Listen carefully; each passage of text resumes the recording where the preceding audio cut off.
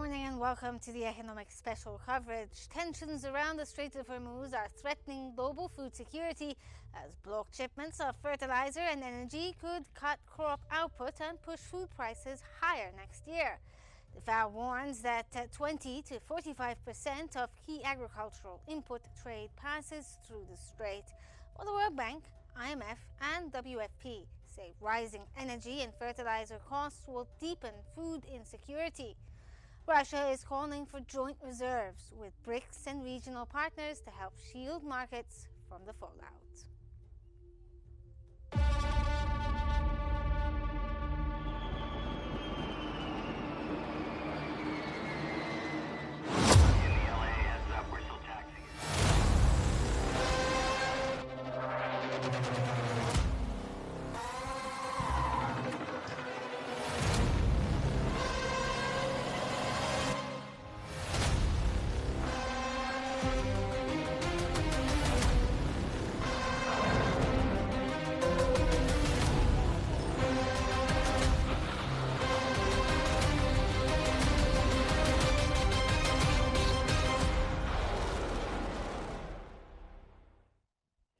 François-Louis Michaud, head of the European Banking Authority, has reported that European banks are strong enough to withstand current geopolitical and financial shocks. He said lenders have sold capital and liquidity buffers despite rising global tensions. The European Central Bank has warned that markets may be underestimating geopolitical risks and planned stress tests this year. Michaud highlighted cybersecurity as a growing concern, especially with advanced AI tools like Mythos and Anthropic, which could enable complex cyber attacks. He added that private credit is not currently a systemic risk, but remains under watch.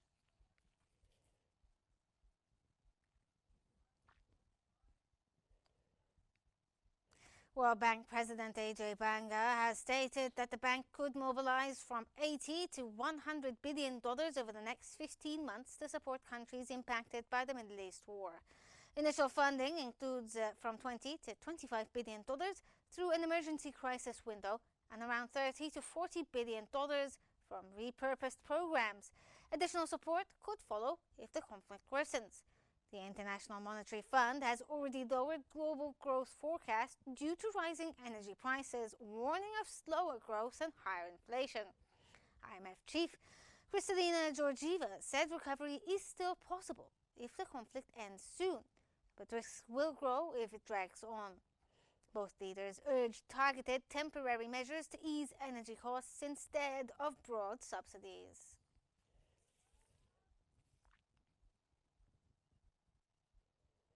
For further analysis, we're joined from Hong Kong by the geopolitical analyst Marvin Lee. Thank you for joining us this morning, sir. Let's start off here by asking about the World Bank's $80 to $100 billion plan for the war-hit countries. How do you assess this compared to the help that countries received during COVID-19? And what about the size, does this say about the size of the Middle East conflict and economic impact on the region? Assalamu alaikum, baraka Allahu fikum. The key comparison is this. During COVID-19, the World Bank moved to deploy up to 160 billion over 15 months, while some analysis now says that it could mobilize more than 80 to 100 billion over the next 15 months for countries hit by the Middle East war. So in pure headline size is relatively smaller than COVID-19 period, but still extremely large for a conflict-related response. So that tells us the war is not being treated as a local regional shock. It's being treated as a global macro shock, hitting energy, inflation, trade rules, debt sustainability, and food and fertilizer flows at the same time. The global south, especially the very, very poor countries in this region, will be hitting hard because of this unforeseen situation. Okay, now if 20 to 25 billion dollars come from the emergency funds and 30 to 40 billion are shifted from other programs, how do you think this will affect long-term projects and development projects in the other regions? This is the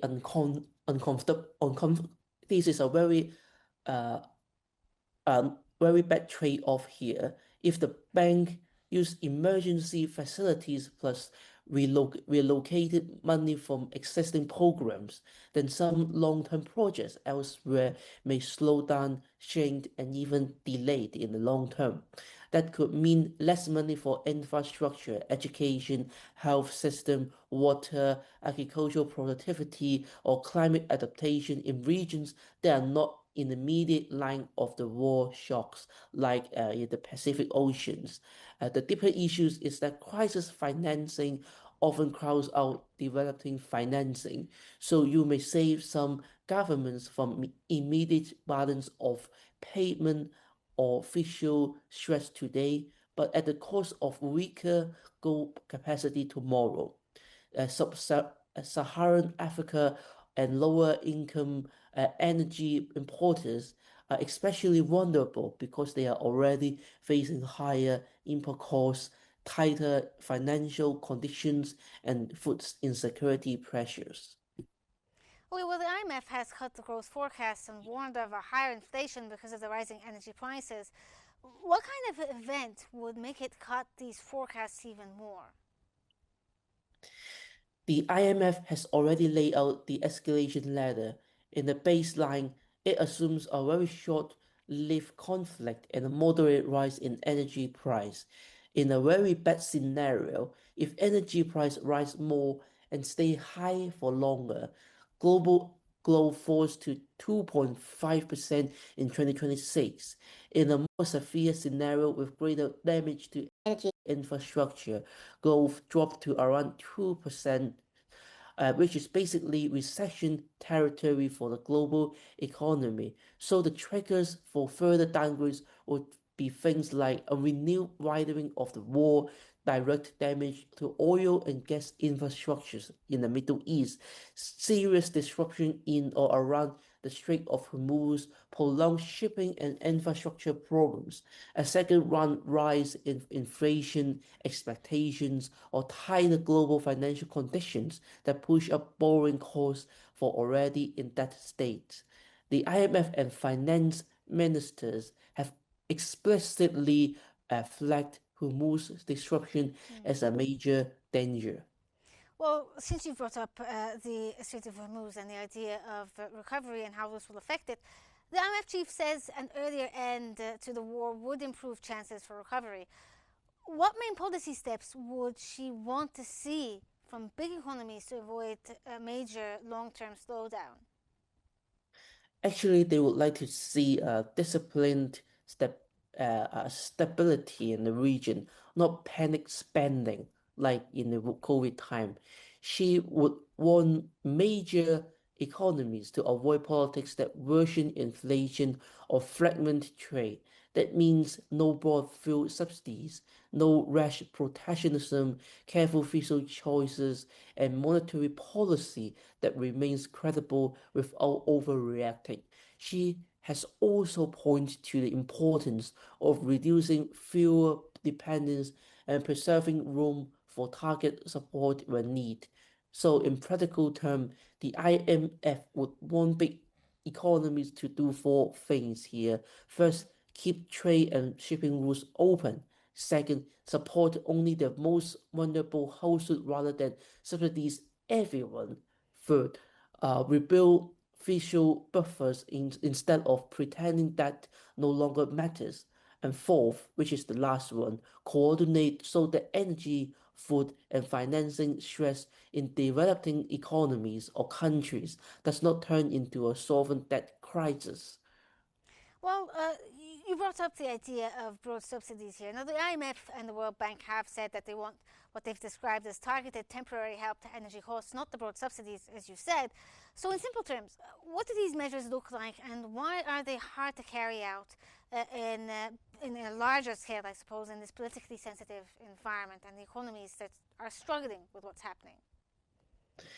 In simple terms, this means helping specific vulnerable people for a very limited time instead of capping price for everyone. So it could be direct cash transfer to low-income household, Furloughs, basically. temporary transport vouchers and heating assistance. However, it is quite difficult and challenging because in large and politically sensitive economies, for example, like Pakistan, governments often do not have perfect data on who needs the help most, and broad subsidies are politically easier to sell because everyone sees an immediately benefit. So it is rather easier said than taking any actions in a very practical term. Well, the European Banking Chief Authority chief says that the European banks can handle the current shocks. What key risk indicators is the EBA watching most closely to deal with the shocks that may come? The EBA's own risk framework focused on a few core areas: capital liquidity, asset quality, profitability, funding conditions, and increasingly operational resilience, including cyber risks. In the latest risk material, the EBA highlights indicators such as the so-called CET1 capital ratios, leverage liquidity coverage ratios, and net stable funding ratio. In 2025, EBA dashboard shows the EU banks still carrying strong buffer zones, including a CET1 ratios of 16.3% and an NSFR of 126.8%. So, like in very simple term, the European Bank has more buffer zones than the central banks in the global south. However, we would like to see the war should be end very soon. Okay, well, despite these buffers, the European Central Bank is saying that the markets may be underestimating the geopolitical risks and plans new stress tests for what's to come. What war related scenarios might be included in these tests? The ECB and ESRB have already warned that geopolitical shocks can lead to tighter financial conditions, market stress, higher risk, and weaker loan growth. So war related Are you all right? is fine, thank you. Yeah, okay. So war-related stress could include scenarios such as energy price spike, damage to major energy infrastructures, disruption to Gulf shipping routes, and sudden jumps in inflation and bond yields, and sharp market sell-off, and corporate defaults in energy incentive sectors, and cross-border payments of settlements disruptions. Well, if we could talk about the cybersecurity aspect here. Now, Michaud warns of that cybersecurity is a growing risk, including the misuse of advanced AI tools like Mythos by Anthropic, which has proved that basically these banking systems are not immune to hacks. How might this change how regulators and banks manage their daily risks, and what can they do to prevent serious cyber attacks? This is a very good question. We should consider the importance of cyber attack, not just because of the advanced AI systems. It's all about it also relates to the hot war that we have been witnessing so far right now in the world. And this changes risk management from a periodic compliance exercise into a real-time defensive function. If advanced AI tools can help attackers identify weak points faster, banks and regulators will need more continuous monitoring, faster pathing, and tighter access controls, stronger third-party tech oversight, and more frequent incident simulation. And Reuters report that the ECB is already preparing to ask bank about readiness linked to the new AI model in the Western world and the Chinese world. And some people saying that cyber threats are now central in EBA broad discussion because of the rapid development of AI. Okay, well, he also said that private credit is not yet a big systemic risk, but it's still under watch. What changes in the Middle East conflict or financial markets could turn it into an actual real danger? Mm. Right now, some people saying that the private credit is not yet a systematic threat to European banks, but we can see that this could change if the war produces a much nastier market environment. The danger would rise if three perspectives happened together. First, sharply tighter financial conditions like increasing the interest rate. Second, deterioration in credit quality among private borrowers. And the third one, greater interconnection between private credit funds and regular banks through financing, warehousing, hedging, and asset sales. And we have been talking about wars in the Middle East right now, and we have to be aware of the rapid development of AI because this rapid development of artificial intelligence is actually another hidden war in the global economy. So we have been witnessing these two challenges in front of us. Well, thank you so much from Hong Kong. That was a geopolitical analyst, Marvin Lee. Thank you for joining us this morning, and thank you for your insights. And we move to the Food and Agriculture Organization, or FAO, warning that disruptions in the Strait of Hormuz could trigger sharp global food price increases and less shipping if key agricultural inputs resume quickly.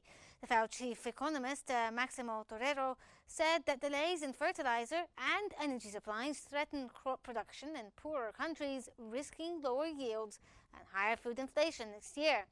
Around 20 to 45% of critical agricultural input trade passes through the strait, and continued tensions could strain global supply. The FAO urged countries to avoid export restrictions and called for financial support to help farmers maintain planting.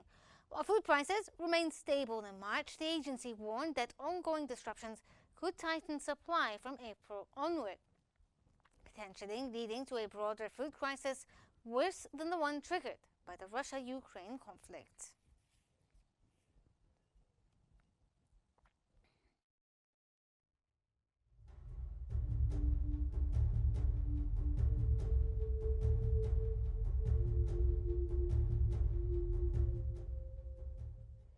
Russia has called for the creation of joint food reserves for BRICS members and regional allies to counter growing threats of global food security from the Middle East conflict. Alexander Masalenikov, the Deputy Secretary of Russia's Security Council, said cooperation, especially with the Eurasian Economic Union, is key as disruption in the Strait of Hormuz threatens fertilizer supplies vital for global agriculture. He warned that prolonged shortages could slash crop yields and drive a surge in food inflation, potentially pushing global hunger to record levels. The World Bank, International Monetary Fund, and the World Food Programme have also cautioned that rising energy and fertilizer costs will increase food insecurity worldwide.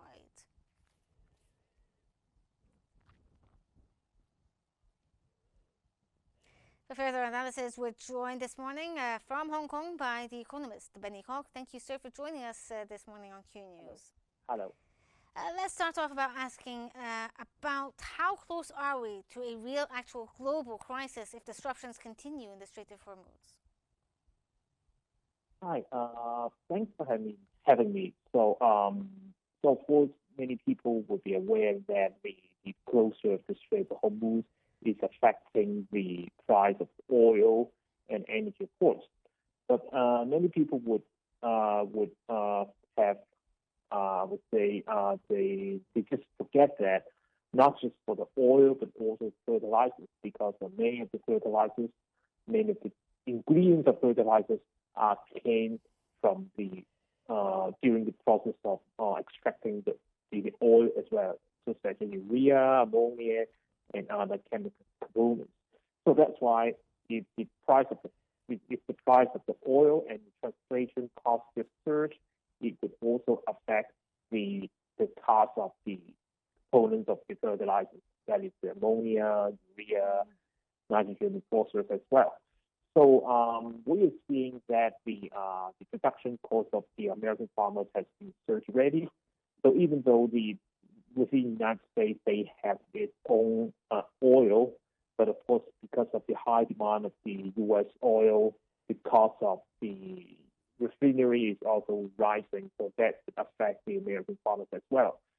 So I would think that within these years, the cost of the crops and the farm production is going to raise, and it would depend on whether the governments, not just the developed countries but also developing countries, are willing to provide more subsidies to the farmers, and also whether they have the abilities to help, or for example, like giving money and other kinds of policies to help the general public to overcome the price, the crisis of the of food, because it would affect the not just it would affect lots of the especially the underprivileged and the poor people as well. Well, one other factor other than, scarcity of food is that the FAO is warning about rising food inflation costs. Basically, when will the consumers start to actually feel this? And also, what will the consumers in poorer nations do when it comes to the rising cost of food? I would think that if the cost of food price increase, ultimately it would also affect the consumer activities, because the food is the fundamental demand for all kinds of consumer activities. If they have financial problems to feed themselves, of course they would cut the cost on, for example, like entertainment or the luxurious products and other consumer activities that not related to the fundamental needs. Then at the end, the economy, the national economies, or even the global economy will be affected as well. So yes, the food is the fundamental, the number one first priority for all kinds of consumer needs. Well, you spoke earlier in our conversation about farmers and their access to fertilizer. How dependent are they when it comes to this flow right now? And if the supply disruption continues for the foreseeable future, what happens if these supplies don't recover soon? Is this going to be a months-long problem, years-long problem when it comes to food, that is? I would think that in the very short term, I don't think there are no short-term solutions for the farmers, unless the government will provide them the subsidies, so that more money to buy the fertilizers as well.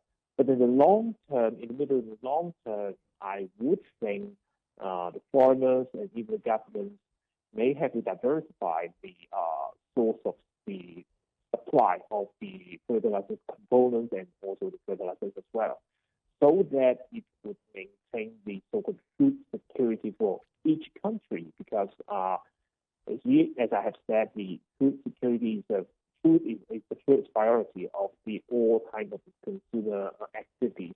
If the food cannot be protected, then at the end, the national economy will be affected.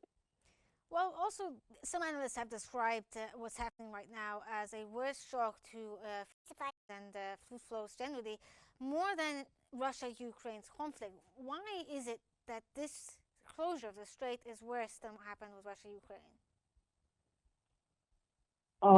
Okay, during the Russian-Ukrainian war, yes, many of the so-called wheat from Ukraine is the export is being affected. But I would think that because the Russian-Ukrainian war is just affecting, I would say, the partly limited. I mean, the war is partly limited to within Europe and maybe to part of the Middle East. The Strait of Hormuz, the closure of the Strait of Hormuz is about around the world, because many parts of many countries and many farmers are buying, as we all know, buying the components of the fertilizers. And those fertilizers, many of them are produced through the refinery process in the Middle East.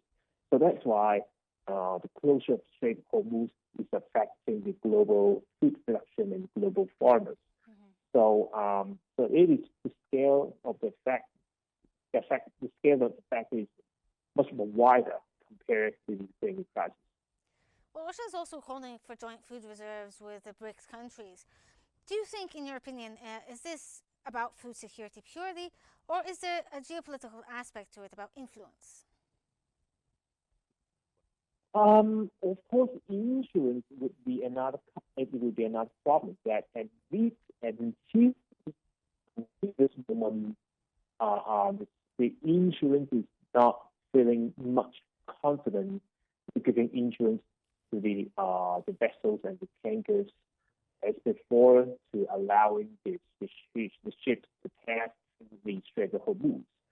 I would think unless there's a result in the negotiation between the United States and Iran, or otherwise the insurance companies won't issue any insurance statement to the ships, vessels, and tankers, and then the crisis will still go on. So I would think at this moment, all relies on the result of negotiation between Iran and Washington. So could these alliances stabilize the global market or split them up into competing blocs? Sorry, can you repeat? The question here is, could these measures, like the BRICS measures, the alliances, stabilize the global market, or are they going to split them up into competing blocs?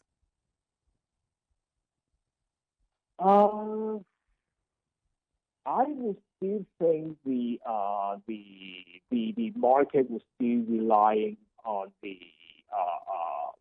at least I would think the global market, the global food market is still relying on the supply of the fertilizers from the Middle East, because it is not that easy to change the so-called supply chain of the fertilizers from just another day or maybe next month.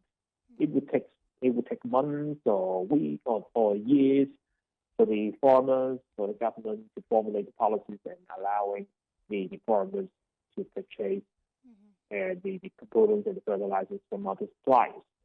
So I would say the food prices would still exist for at least for weeks and months, maybe until this year.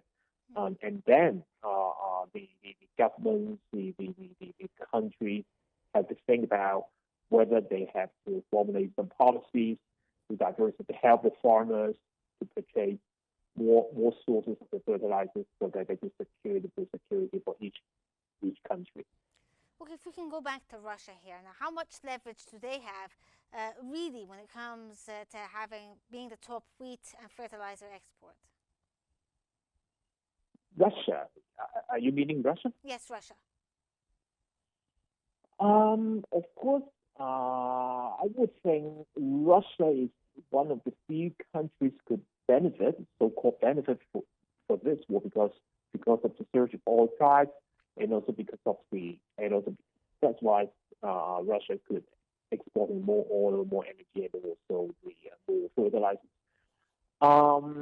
I would think yes, Russia may benefit a little bit because of the surge of oil price, and you were seeing that the United States is not that hostile to Russia as before because of this war. And I would think this war is helping the Russians gain a little bit of bargaining power for the coming Ukrainian war negotiation table, because as we all know, Washington is also wanted to get a deal for the Ukrainian war as soon as possible.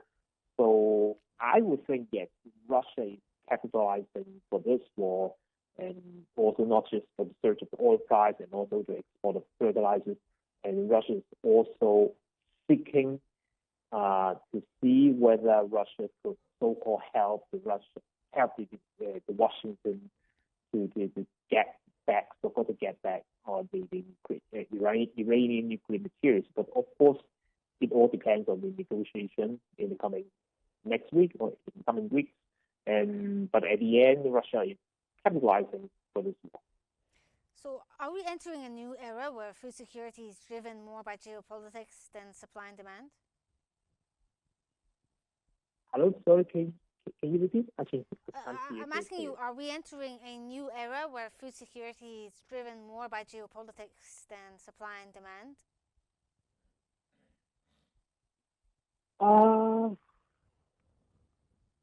Food security is, I can't hear it very clearly, but I try to conclude that the this Iran war is exposing the weakest link of the global food security. That is any kind of the closure of the choke point in the marine trade is already shaken the food security around the world.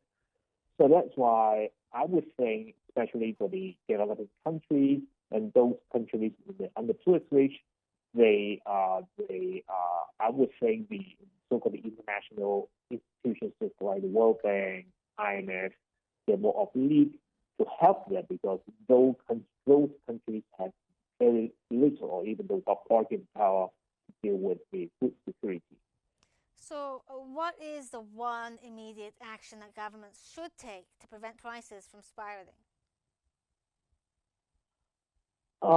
As I've said in the beginning, that is first they have to use all kinds of so-called subsidies, all kinds of policies to help the general public and farmers. In the middle long term, they need to diversify the supply of the fertilizers so that it would help them to alleviate the shock of the food security if there is in the future.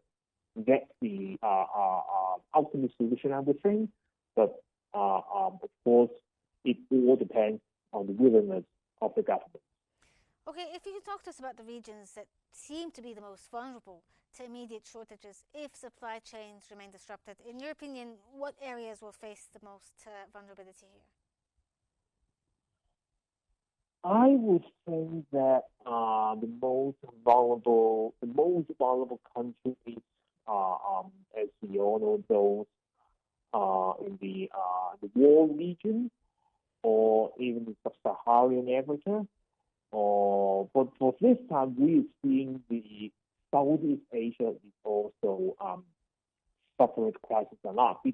Even though the Southeast Asia is not that the most poorest region around the world, but you're seeing the Southeast Asia is being affected by the closure of this Hormuz very much because one factor that is they rely a lot and very much on the supply of the Middle East energy.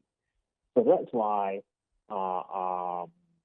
those countries, if they don't want to be in the underprivileged again or being very affected again by the food security, they have to diversify the supply of the energy. So I would think that after this war, the role of the United States as energy exporter would be the role would be bigger than before. That is, again, the United States is going to be a much bigger energy exporter, not just the Middle East region. So moving forward, how are shipping costs and insurance premiums in key choke points going to affect global food prices?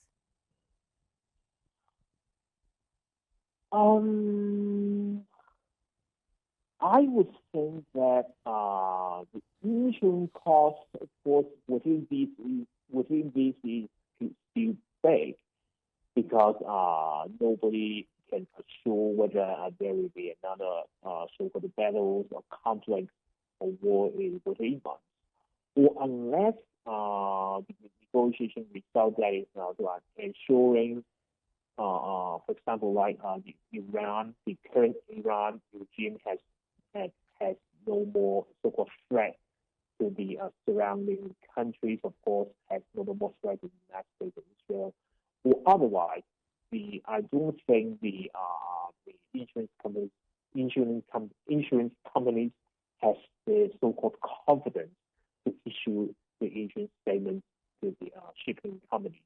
And then if there is no insurance, then no ships, and if no ships, then the crisis, the food and the oil and the fertilizers will still go on. Okay, thank you so much. From Hong Kong, that was the economist Benny Koch. Thank you for your insights and thank you for joining us here this morning. And now for the latest updates and breaking developments, we turn to our colleague, Heini Safe, to you in the newsroom. Thank you, Rahim. Ladies and gentlemen, good morning, everyone. And coming up are our top stories, where we will be bringing you the latest news and developments from around the world. Oil prices were little changed on Thursday, reversing earlier declines on skepticism that peace talks between the US and Iran will reach a deal to end the war that has bottled up oil output from the key Middle East producing region. Brent crude futures were down 26 cents to $94.67 a barrel. US West Texas Intermediate crude futures climbed 14 cents to $91.43 a barrel. Both benchmarks settled little changed on Wednesday, but traded in a wide range.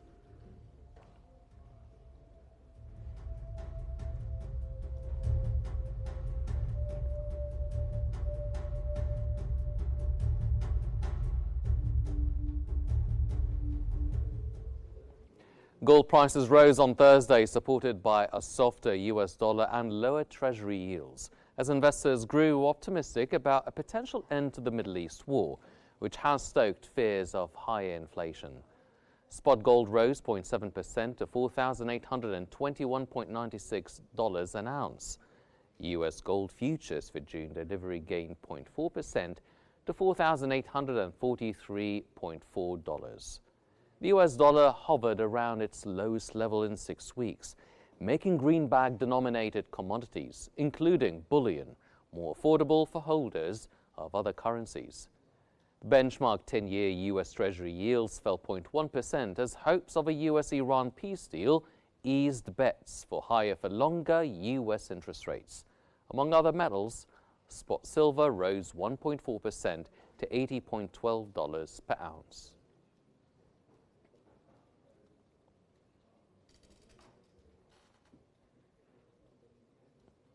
China's National Bureau of Statistics reported that the country's gross domestic product grew 5% year-on-year in the first quarter of 2026, half of a percentage point faster than in the fourth quarter of 2025. Deputy Commissioner Mao Xingyong said that preliminary estimates put first quarter GDP at 33.42 trillion yuan, up 5% year-on-year at constant prices. By sector, the primary industry rose 3.8% to 1.19 trillion yuan. The secondary grew 4.9% to 11.61 trillion yuan. And the tertiary increased 5.2% to 20.61 trillion yuan, while GDP rose 1.3% quarter on quarter.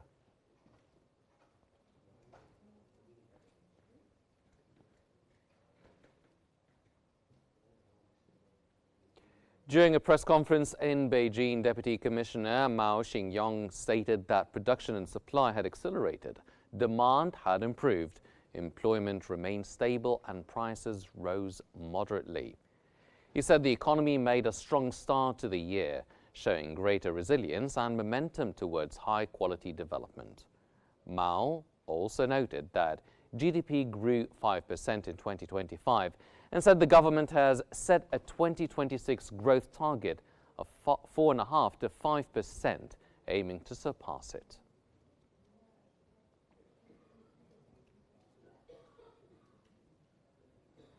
Egypt's Foreign Minister Badr Abdulati and his Pakistani counterpart have discussed the latest developments in US-Iran negotiations. During a phone call, Abdulati and the Pakistani Foreign Minister Mohammad Ishaqtar exchanged views on the progress of talks between Washington and Tehran.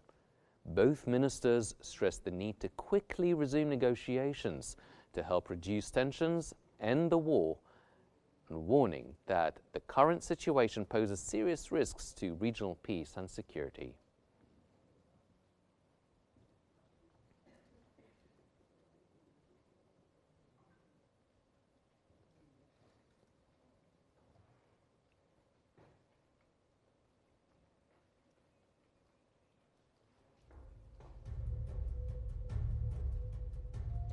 That's all for now, but stay with us here on Qnews for continued updates and in-depth special coverage, keeping you informed on the most important stories unfolding across the region and around the world. I'm Henny Saif. Thank you for joining us.